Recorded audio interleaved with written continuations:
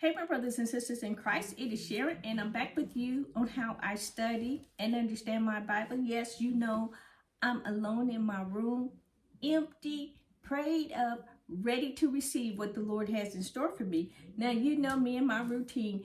Everything and everybody is outside the door. They don't get to come in here. It is just God, myself, my Bible, and my notes.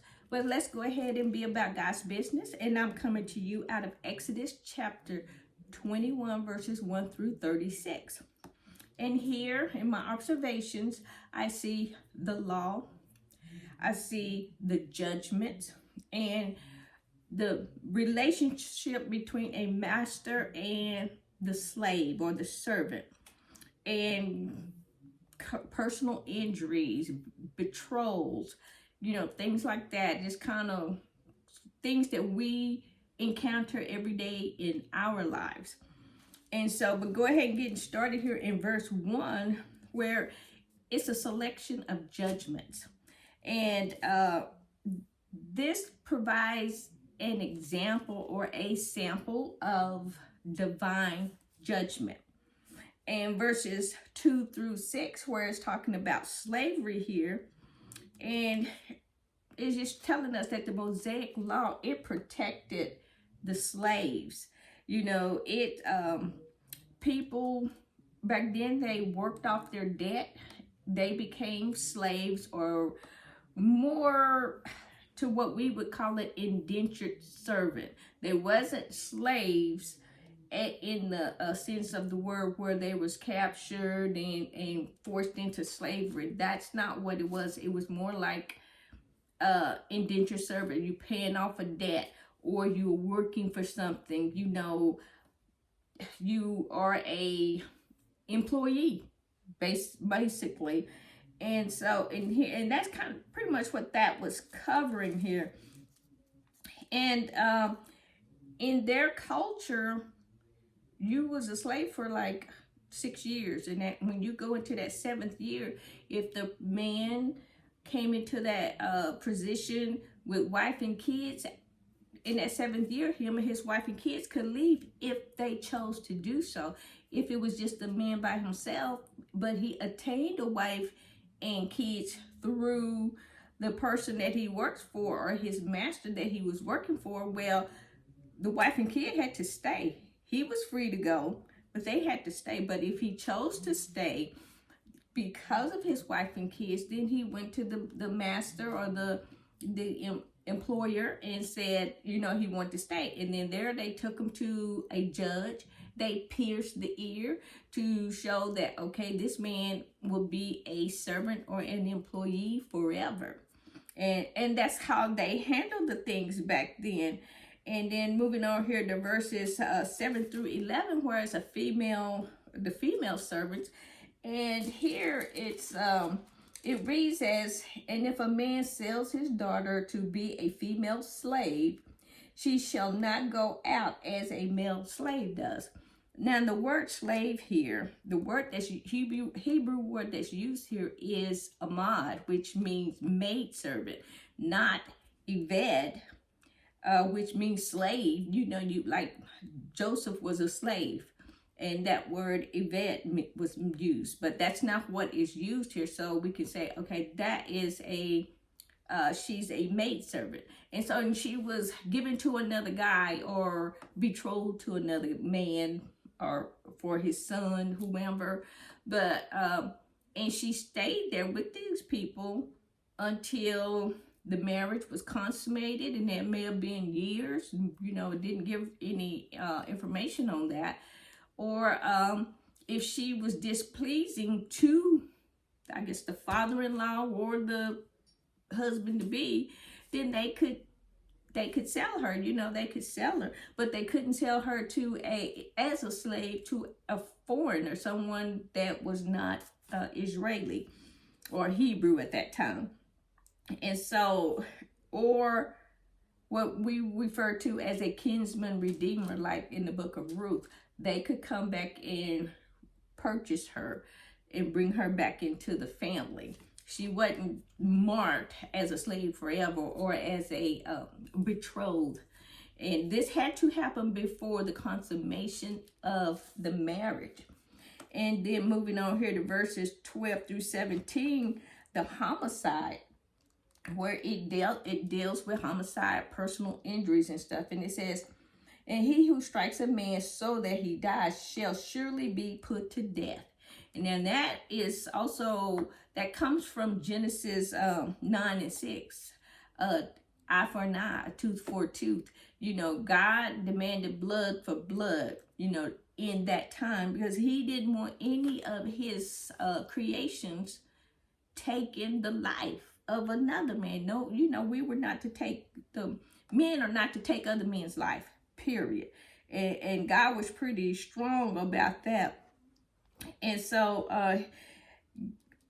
premeditated murder, you know, that just wasn't allowed. And God, he regarded the sanctity of human life greater than any sanctity of a place. You know, a man's life was way above anything else on this earth, because we are God's most prized creation. Even to this day, premeditated murder, you're gonna get killed. They're gonna take your life. And, you know, and our laws are almost, you know, you could just say they were based on the laws in which God had given the Hebrews here. And so in verses 15 through 17, you know, the Torah took a strong position on death. And the person who struck each other, he just didn't like that. He wanted us all to get along. And if a person, you know, in a person enduring this, that the person he's revolting against God in his ordained authority over them. But actually, this verse is talking about when you striking your father or your mother, not just any other, but your father or your mother. So that was really frowned upon, because you were to honor your father and your mother. So, but when you did that, you know, you were revolting against God. So yeah, God was going to deal with you. And it was very harshly how he would deal with you. And it talks about kidnapping and cursing your parents, how that's a civil offense. We have these same laws and statutes right now today, and follow some of the same guidelines that was written 4,000 or 5,000 years ago. They still stand today. And moving on here to bodily injuries, verses 18 through 32 here. And we see that, you know, striking another person was wrong regardless of the reason that was going on. And the slaves in verses 20 to 21, they enjoy protection under this, because if their masters or employers was striking them or beating them with the rod and caused bodily injury to them, if bodily injury was acquired, then the slave owner was not punished, because that was his property. But if that slave died, well, the owner, you know, number one, he lost something, because that was his property. He lost work, he lost income that slave could have done. And if his slave died, you know, he wasn't executed, but pretty much, you know, he had a black mark on his record for that, you know, and nobody would want to come and work for him.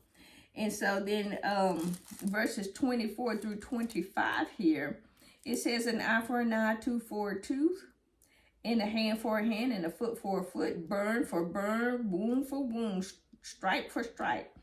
And this guy was just saying, whatever you doled out, the same thing will be meted out to you. And that pretty much kept some decency in order in the Hebrew tribes. That was, I guess, what they would call law and order back then. And again, we still have that today in our laws. Excuse me. And so then moving on here to 26 and 27 here, you know, he's saying if a man strikes the eye of a male or female servant and he destroys it, he shall let him go free for the sake of the eye. And if he knocks out the tooth of the male or female servant, he shall let them go free for the sake of the tooth. He basically said you cannot abuse your employees. You cannot abuse your servants, people that are working for you, trying to produce for you. You cannot abuse them. Same thing we have right now today.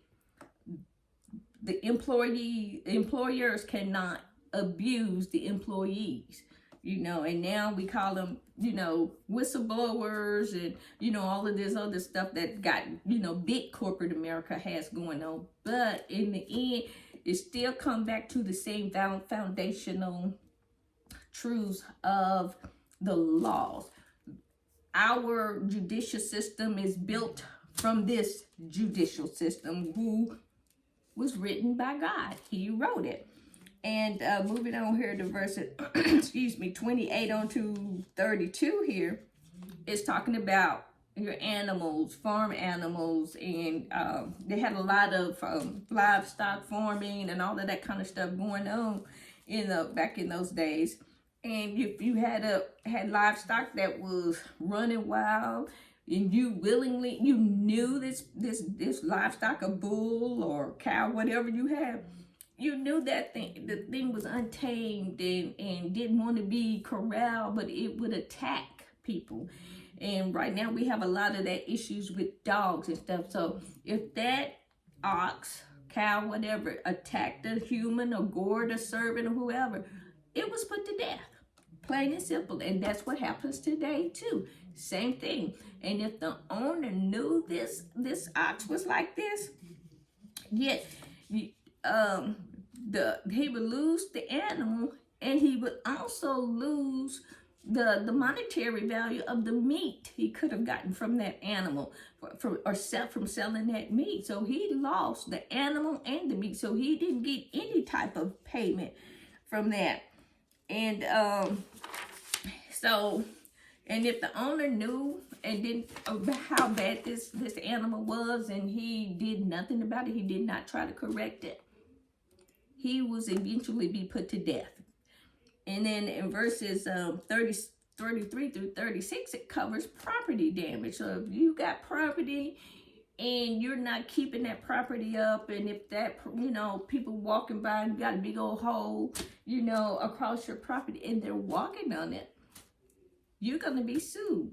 And that's just kind of like in today's time, if we're walking on the sidewalk or something and there's a big hole in the sidewalk, or what we would call a sinkhole, and you fall in it, or you're injured, or you're walking across your neighbor's yard, or who going to visit them or whatever, and they got a big hole, or, you know, big old stump or something that they know is there, but you don't know it's there, and you're stumbling and falling, you hurt yourself, and you get hurt on their property, excuse me, then you would be held accountable. And that's just, they did that back in those days.